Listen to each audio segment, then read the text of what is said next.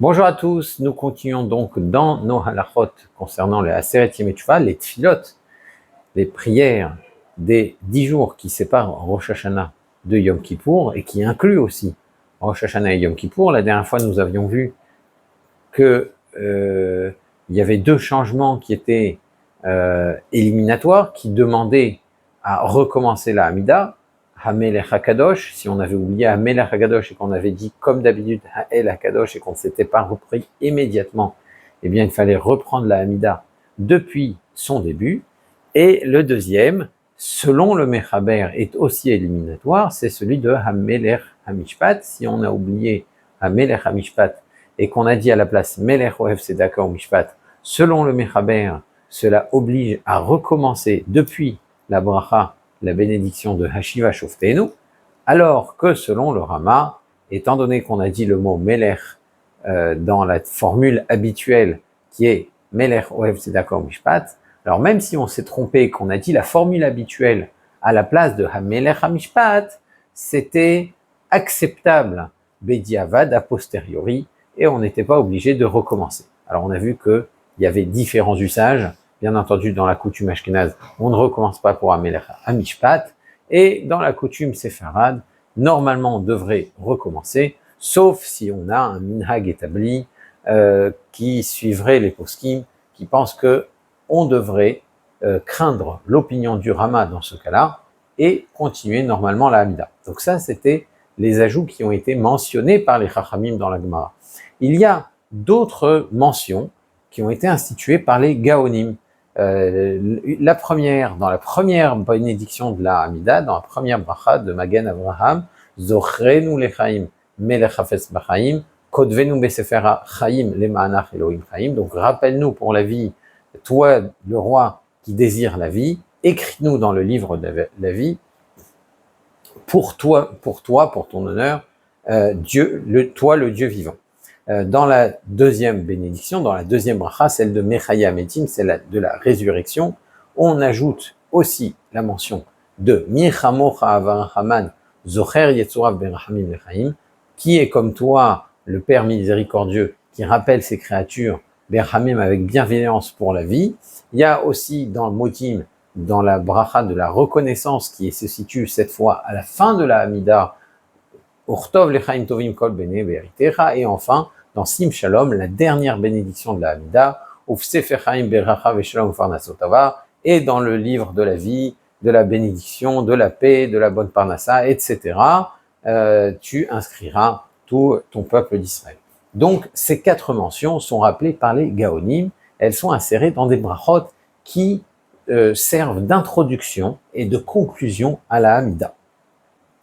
Étant donné que ce sont des ajouts tardifs par rapport à ceux de la Gemara, bien sûr, qui suivent la Hatima du Talmud, qui sont postérieurs à la conclusion du Talmud, donc, si on les a oubliés, on n'a pas enfreint le texte, le nosach, le texte qui a été fixé par les Chachamim, par les sages, et par conséquent, ça n'est pas éliminatoire, et il n'est pas obligatoire de reprendre les brachot, quand on les a terminés, bien sûr. Si on est toujours dedans, ça ne pose pas de problème, mais dès qu'on a dit le nom d'Hachem, Baruch Ata Hachem, Magen Avraham, eh bien, on termine Magen Avraham, on ne reprend pas si on a oublié, par exemple, Zochenu lechaim, etc. Donc, ce n'est pas obligatoire de se reprendre en cas d'oubli, contrairement à Hamelech HaKadosh, pour lesquels, erreur pour laquelle on doit se reprendre, par contre. Donc, pour Zochenu lechaim et ces ajouts-là, mentionnés par la Gaonim, pas d'obligation de se reprendre. Alors il y a un problème, une question qu'on peut se poser concernant ces ajouts faits par les Gaonim, institués par les Gaonim, c'est que ces bénédictions-là dans lesquelles ils ont été insérés, ces brachot-là d'introduction de Magen Avraham, des avot, des patriarches, cette bracha de la résurrection, Mechaya Metim, cette bracha de Modim, de la reconnaissance ou de la paix, de Sim Shalom, ce sont des brachot qui servent d'introduction ou de conclusion à la Hamida, ce sont des louanges, ce ne sont pas des bénédictions de demande personnelle. Il ne faut pas, on ne doit pas formuler de demande personnelle dans ces brachot-là. Si on a des brachot, des demandes personnelles à formuler, en général, c'est dans les brachot du milieu de la Hamida. en dehors des Shabbatot et des Yamim Tovim, où même les Berachot du milieu ne comportent pas, ne contiennent pas de demande personnelle. Donc, comment peut-on dire Zochenu Lechaim, rappelle-nous pour la vie à Kadosh Baruch Hu, comment peut-on demander à Dieu pendant cette fila un désir, un souhait personnel, comment peut-on formuler un souhait personnel dans un passage qui est consacré à la louange d'Hachem et donc qui ne peut pas supporter qu'on y insère une demande personnelle. C'est un manque de respect et c'est interdit d'ailleurs. Normalement, pas de demande personnelle dans les brachot d'introduction ou de conclusion de la Hamida. Donc comment les Gaonim ont-ils pu instituer ces ajouts-là? Eh bien, pour pouvoir répondre à cela, il faut dire, et ça peut expliquer beaucoup de choses dans les tfilotes de Rosh Hashanah et de Kippour, que quand on demande Zochenu Lechaim, ça n'est pas une demande personnelle en réalité. Zochenu Lechaim, rappelle-nous pour la vie, Kodvenu Besefer Chaim, écris-nous dans le livre de la vie, mais on précise bien les Ma'anach Elohim Chaim, pour toi, le Dieu vivant. Autrement dit, on ne souhaite pas qu'Akadosh Baruch Hu nous écrive dans les livres de la vie pour pouvoir profiter de cette bonne vie, pour pouvoir en bénéficier. C'est pas une demande égoïste, c'est pas une demande personnelle, c'est une demande pour le Créateur. Pour ta gloire, fais-nous vivre. Parce qu'Akadosh Baruch Hu a besoin, entre guillemets, que sa gloire se dévoile dans ce monde. Or, nous, ce qu'on demande, c'est d'avoir une vie dans laquelle on pourra le servir, dans laquelle on pourra se montrer de fidèles sujets, de loyaux sujets, qui effectivement dévoilent sa royauté dans le monde, qui disent voilà, l'humanité en vaut la peine. L'humanité en vaut la peine. Dieu a bien fait de créer son monde. S'il y a des gens comme ça, s'il y a des gens si droits, s'il y a des gens si bienveillants, alors ça valait la peine. Si ça c'est la bienveillance d'un être humain, combien Dieu est-il bienveillant? Donc, c'est les Ma'anar, c'est pour toi le Créateur, qu'on demande de pouvoir vivre, de pouvoir vivre, c'est les Ma'anar Elohim Chaim. Et c'est dans cet esprit que tous les souhaits, même de santé, de prospérité, de bien-être matériel, qui peuvent être formulés à Rosh Hashanah, c'est dans cette optique-là qu'on doit les formuler. On ne doit pas, et pendant les Yamim Noraim, avoir de projets égoïstes, de projets égocentrés, on va dire. Si à Kadosh Baruch Hu, on te demande de grâce d'être à nouveau dans le livre de la vie, et cette fois d'avoir une année encore meilleure que la précédente, c'est pour te servir encore mieux que l'année précédente, que l'année passée. Donc voilà la perspective dans laquelle on doit aborder les tfilotes de Rosh Hashanah et de Kippour. Est-ce qu'on a le droit de lever la voix pour les tfilotes de Rosh Hashanah et de Kippour? Il y a certains qui ont l'habitude, et c'est rapporté, c'est une habitude qui est rapportée dans le Shulchan Aruch, de dire les tfilotes de Rosh Hashanah et de Kippour, pas de tous les Aseret Yemei Teshuvah, mais exclusivement de Rosh Hashanah et de Kippour, à voix haute, pour éveiller la ferveur, pour éveiller l'attention, la kavana dans la tfila de Rosh Hashanah et de Kippour. Alors que normalement, la Hamida, le Shmoneh Esrei, doit être récité belachash, à voix basse. On s'inspire d'ailleurs de la prière de Hana, de la tfila de Hana, la mère de Shmuel Hanavi, dont la tfila, d'ailleurs, cette tfila qui est lue, dont la prière est lue dans la Haftara du premier jour de Rosh Hashanah, donc c'est le tout premier chapitre du Navi Shmuel, du prophète Samuel.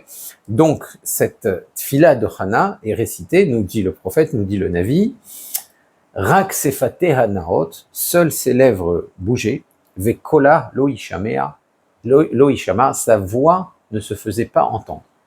Hana, la mère de Shmuel Hanavi, était la première à prier à voix basse. C'est d'elle que l'on s'est inspiré, que les Chachamim se sont inspirés pour instituer la Hamida à voix basse, le Lachash, le passage du Lachash justement. Donc, on ne doit pas faire entendre sa voix pendant la Hamida du Lachash. Comment, dès lors, peut-on justifier qu'on lève la voix à Rosh Hashanah et Kippour. Alors on peut dire oui, c'est exceptionnel. Ce que dit le Rama, le Rav Moshe Isserles, c'est qu'on ne doit pas trop lever la voix. Il ne faut pas lever la voix au point que cela dérange. Donc les Yamim Noraim font en réalité un petit peu exception à ce sujet-là. Même si normalement on ne doit pas faire entendre sa voix pour la Hamida, pour Rosh Hashanah et Kippour, il y a une certaine tolérance à ce sujet.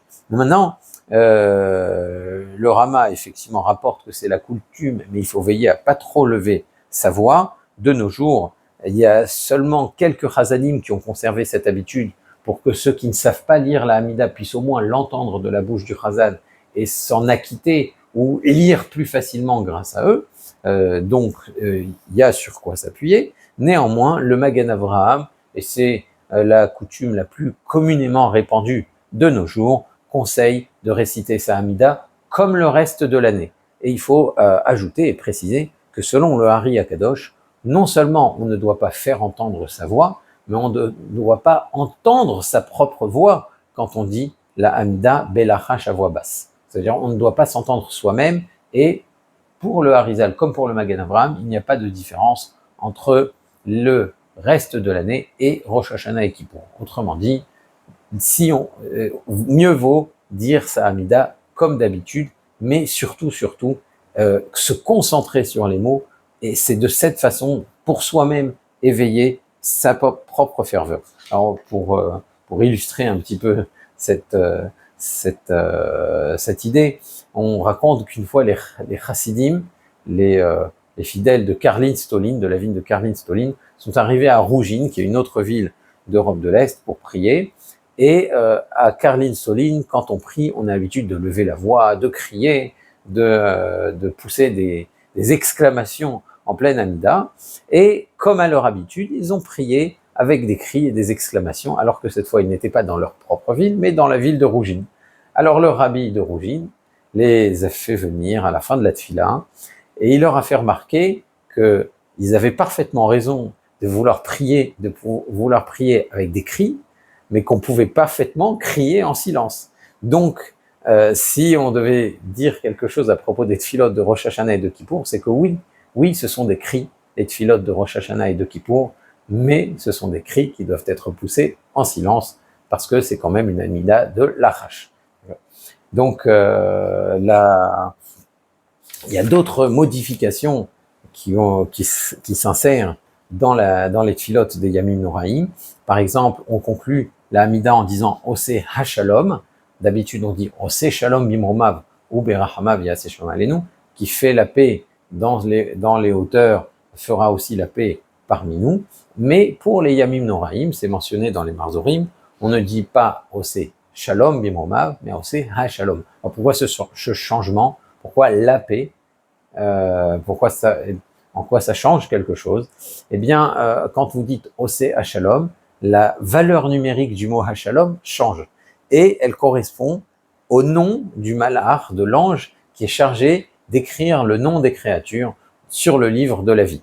Et donc, pour éveiller, entre guillemets, cette force-là, ce malach-là, et nous faire inscrire dans le livre de la vie, on le sous-entend de façon allusive en ajoutant un hé à Oseh HaShalom. Comme quoi, chaque mot et chaque lettre vaut son pesant d'or à ses allusions, à son sens dans les tfilotes de Yamim Noraim. Une autre modification qui est très intéressante concernant la période de Rosh Hashanah à Kippour, c'est la phrase du Kaddish Le'aila min kol birchata shirata tiverata venechamata. Donc on souhaite que le nom d'Hachem soit grandi, c'est ça le sens du Kaddish, il gadal vit kadash, que soit grandi et soit sanctifié Shemei Rabba, son grand nom, etc.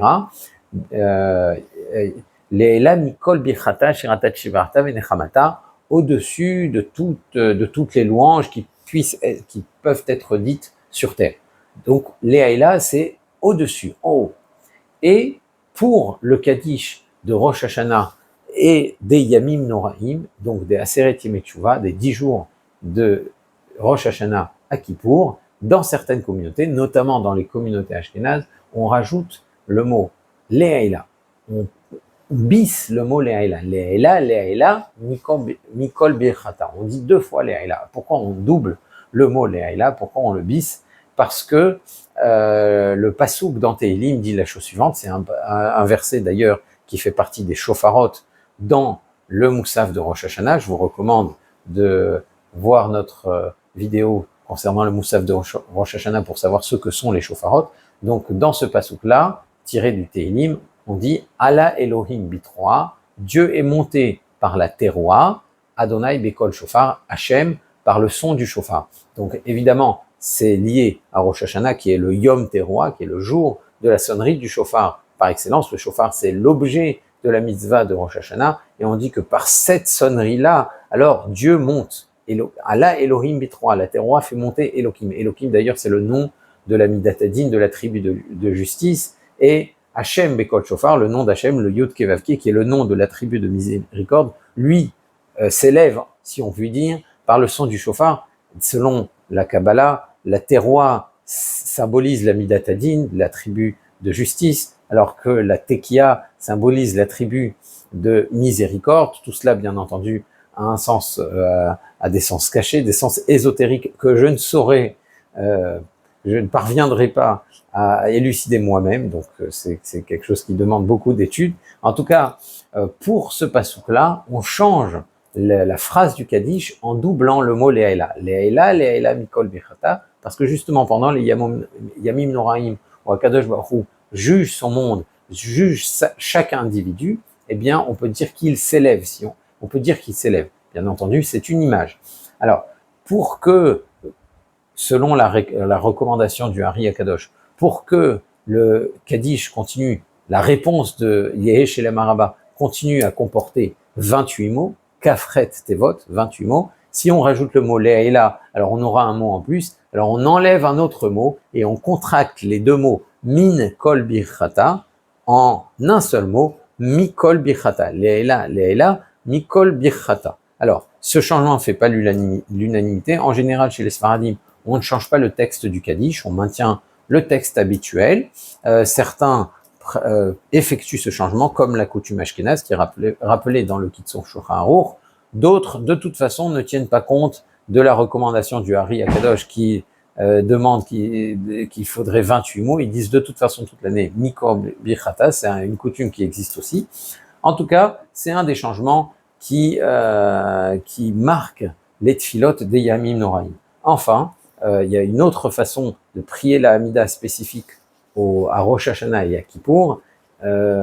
Certains prient la Hamida courbée pour Rosh Hashanah et Kippour. Ça veut dire, on a vu qu'il y en a qui la lisaient à voix haute, et il y en a qui la lisent courbée, avec la tête penchée, en signe de soumission, puisque c'est là que l'on proclame la royauté d'Hachem. Alors, est-ce que c'est une bonne chose de le faire? C'est toujours bien de marquer des signes de soumission, surtout dans cette période-là des Yamim Noraim, des jours terribles, mais cette coutume-là en particulier, qui consiste à rester penché devant la Hamida, elle est assez problématique, parce que effectivement, les Chachamim n'ont institué de se prosterner dans la Hamida que à 4 occurrences, à 4 reprises. La première, c'est au début de la Hamida, la deuxième à la fin de la première bénédiction, juste avant de dire Magen Avraham. La troisième fois, c'est au début de la bénédiction de Modim, la première des 3 bénédictions de conclusion, et la quatrième, à la fin de la bénédiction de la bracha de Modim, Atov Shimcha Uchanei Lehodot. On ne se prosterne qu'à ces 4 occasions. Et on n'a pas le droit, la halakha interdit de se prosterner avant, à la fin ou au début de toute autre bracha, autre que celle que les chachamim ont prévue. Donc, si on reste penché pendant toute la Hamida et qu'on reste penché au début et à la fin des autres brachot, on enfreint l'institution des chachamim de ne se prosterner qu'aux 4 occurrences citées, Magen Avraham au début et à la fin, et Modim au début et à la fin. Donc, que faire si on suit ce minhag, cette coutume de prier la Hamida de Rosh Hashanah et Kippour penché? Eh bien, on est obligé de se relever au début et à la fin de chaque Hamida. Et comme évidemment ça peut prêter aux confusions, on risque de penser plus à sa position penchée, debout, etc., qu'au sens même du texte de la Hamida qu'on est en train de réciter, à la soumission qu'on doit ressentir surtout alors qu'on est occupé à une technicité de là, il faut se pencher, là, il faut se relever, etc. Donc, mieux vaut prier dans la position, on va dire, habituelle, en restant debout, en ne se prosternant que là où les chachamim l'ont institué, mais en ayant l'esprit soumis. C'est la soumission de l'esprit qui est le principal. Bien sûr, la prise de conscience de notre finitude devant l'infini du Créateur, la prise de conscience de ses imperfections devant le juge suprême, devant Hachem, et l'urgence d'une amélioration de sa personne pour l'année à venir. Voilà, j'espère qu'on prendra toute la conscience de la puissance des tfilotes, des Yamim Noraim, de Rosh Hashanah et de Yom Kippour, et qu'on ait tous une Ktiva Vachatima Tova. Et bien entendu, nous continuerons à expliquer les tfilotes et différentes coutumes des Yamim Noraim. D'ici là, je vous dis à très bientôt. Au revoir.